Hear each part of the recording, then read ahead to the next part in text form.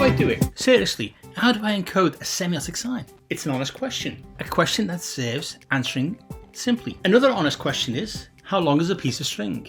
Both get the same answer. It depends. This is a preview of the next 20 episodes of Season 3 of Semiosis 101, in which we semiotically deliver honest sign-action examples. As Semiosis 101 enters its third season of 20 episodes explaining the semiotic theory of Charles Sanders Peirce, we take time in this special episode to preview the next Semiosis 101 theme. Over the first year, we took 2 seasons to first lay out the main tenets of semiosis, semiotic sign-action, into design-centric language. Now, as we enter the second year and third season, we are ready to focus in on actually encoding semiotic sign-action into visual communication work. There's a lot of Peirce's semiotic theory to put into design-centric terms, but we have already translated enough semiotic theory into design-centric terms. We are now prepared for this season's theme of semiotic encoding. This will not be a how-to manual. Semiotics does not work in the same way as learning how to use, say, Adobe Creative Suite. In Season 1, those 20 episodes framed the main thrust of Peirce's pragmatic semiotic theory into reference episodes establishing the key language and theoretical positions. Season 2's theme of a semiotic Rosetta Stone referenced those key Peircean positions. Season 2 provided new philosophical lenses through which you, creatives, can reposition your own approach to semiotic ideation. This semiotic Rosetta Stone theme used a creative meta-language to explain Peirce to designers and illustrators. By centering the encoding of semiotic sign-action directly in the research and ideation phases of any design or illustration. In both seasons, I prepared you creatives to consider a more phenomenological mindset to enhance how you visually communicate to your target audiences. Even though Semiosis 101 centers the creative in the semiotic theory, the creative must learn to center the target audience in your semiotic encoding. We spent time on exploring how to understand your target audience in order to discover what familiar experience qualities can kickstart semiosis. We explored this through several types of example that were meaningful to designers and illustrators. Now, in Season 3, we are ready to draw on more firmer examples of how to encode your ideas with semiotic signs to enhance the effectiveness of your visual communication abilities. These examples will still be general. It is up to you all to craft how you will apply semiosis in your work to enhance the effectiveness of your visual communication to your target audience. So let's quickly lay out how. In Season 2, Episode 2.18, I left you all on a terminology cliffhanger, which I promised would be addressed the following week. That was a miss of me, as I was not ready to actually discuss the term Visent before I had discussed the Ice Age roots of what we now call visual communication.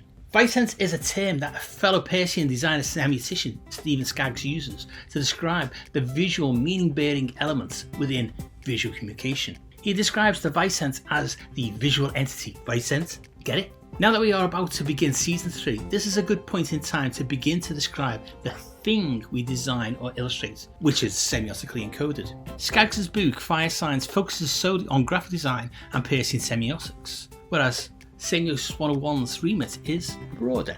Semiosis 101 focuses on both designers and illustrators as visual communicators. While both sets of creators are visual communicators, their practice and approach in how they visually communicate naturally differs. So in the first 4 Season 3 episodes, I have decided to call the videos episodes now.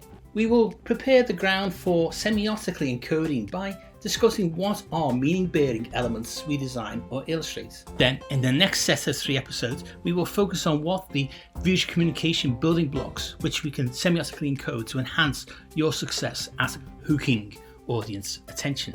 At this point, we will be halfway through the season. We will be informed enough by then to dig a little deeper into Peirce's semiotic theory to examine ideation as semiotic sign-action in sketchbooks and ideas development. In Season 1 and 2, we have focused on explaining how semiosis works from the point of view of representing the concept, or in Peirce's obtuse terminology, representation of the object. Now it is time to move to the interpretation. In Peircean terms, we will be focusing on explaining the interpretant.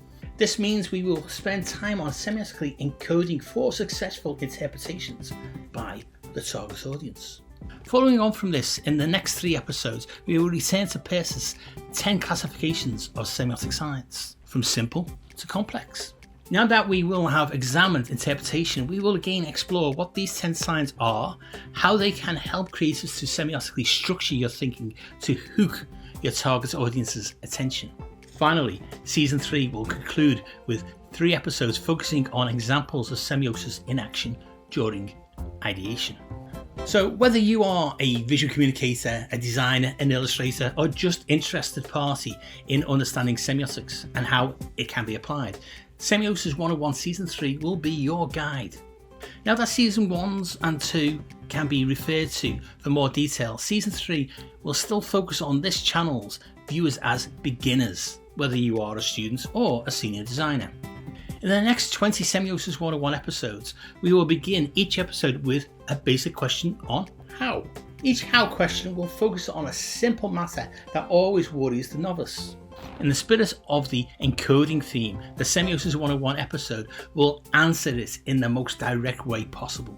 That is to say, the answer will only provoke more questions as your confidence grows. So do not be shy. Remember, there are no stupid questions. Ask your question in the comments. By commenting below with your semiotic questions, we engage in a conversation to grow a designer-centric confidence in applying semiosis together. We saw in Season 2 how the semiotic Rosetta Stone metaphor unlocked ways to hack semiotics to visually communicate and connect with your target audience.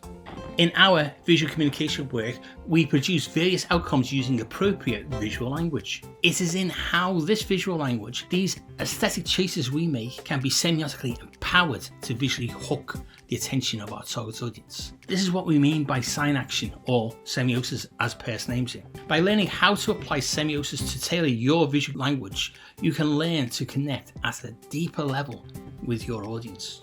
So that is our Semiosis 101 Season 3 preview.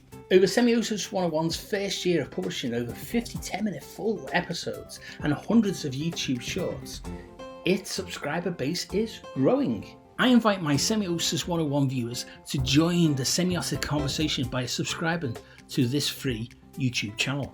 This new Semiosis 101 season sees some really exciting additional semiotic resources going fully live. Semiosis 101 is free on YouTube, but each video takes up quite a lot of production time to get it live. Semiosis 101 now launches 2 additional services to future-proof the channel and offer exclusive access to supporters to semiotic additional resources. I am pleased to announce a Semiosis 101 Substack for written resources and a Semiosis 101 Patreon for exclusive video resources. Each have its own subscription tiers. In 2022, I did a soft launch of a Semiosis 101 semiotic resource on Substack. This has now gone fully live. Free subscribers can download episode transcripts, previews of 5-minute semiotic reads, and various essays on semiosis. There's a lot of free information here. There will be a new 5-minute read each week, and the paid Semiosis 101 Substack subscription levels provide richer semiotic detail for my financial backers. Apart from the cool Semiosis 101 exclusive subscriber gifts, paid subscribers will get unrestricted access to all the 5-minute semiotic reads and the comprehensive semiotic philosophy and design annotated reading lists. Paid subscribers also get to exclusively preview and support a Semiosis 101 manuscript as I write it for publication and get a credit in future YouTube videos. The Substack link is in the description below. On Semiosis 101 Patreon, I send an open invite to subscribers to become a Semiosis 101 producer too. You'll get a producer credit at the end of all future Semiosis 101 episodes. There are 4 Semiosis 101 Patreon producer tiers to cover all budgets. When you subscribe to Semiosis 101's new Patreon account, your financial support unlocks access to exclusive non-YouTube video content, behind-the-scenes glimpses, and exclusive semiotic projects as they creatively happen. Patreon subscribers also get access to all future Semiosis 101 episodes months before they appear on YouTube.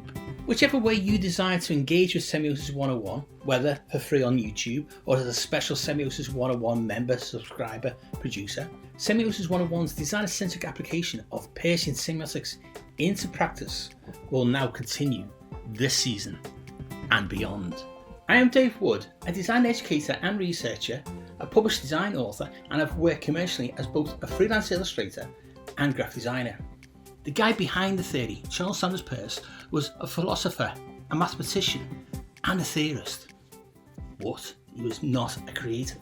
Each week on this Scout Scott Semiosis 101 YouTube channel, I will post at least one free 10-minute explainer episode on an aspect of Peirce's pragmatic semiotic theory. Each free YouTube episode features a take-home piece of applicable semiotic theory, and they do interconnect to build up your understanding of semiosis. Each free Semiosis 101 YouTube 10-minute episode will use design-centric terms instead of theoretical language. As well as the free YouTube episodes, I have two further Semiosis 101 semiotic resources you can subscribe to. Semiosis 101 producer roles are now available on Patreon. If you take out a paid Patreon Semiosis 101 patronage, you will get access to all the future season episodes months before they get published on YouTube. As a Patreon Semiosis 101 patron, you will automatically become a Semiosis 101 producer and get a name credit on all future YouTube episodes. Depending on which of the 4 producer tiers you choose, you will also get access to behind the scenes insights, cool Semiosis 101 Patreon merchandise, and other goodies for Semiosis 101 to continue making semiotic episodes. As a Patreon Semiosis 101 producer, you will be financially supporting the sustainable future of Semiosis 101 to keep explaining Peirce's semiotic theory. To become a Patreon Semiosis 101 producer, the link is in the description. I have a written semiotic resource available on the Semiosis 101 Substack. Here I have semiotic support materials for both free and paid Substack subscribers.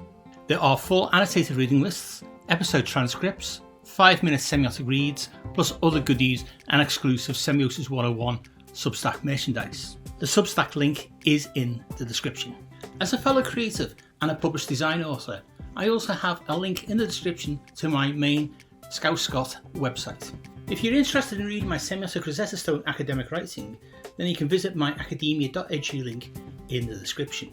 Any other books on Peircean semiotics or design I've mentioned in the episodes are also listed in the description. Check them out too. Thanks for watching. Check out the other Semiosis 101 episodes, like and share them with your friends.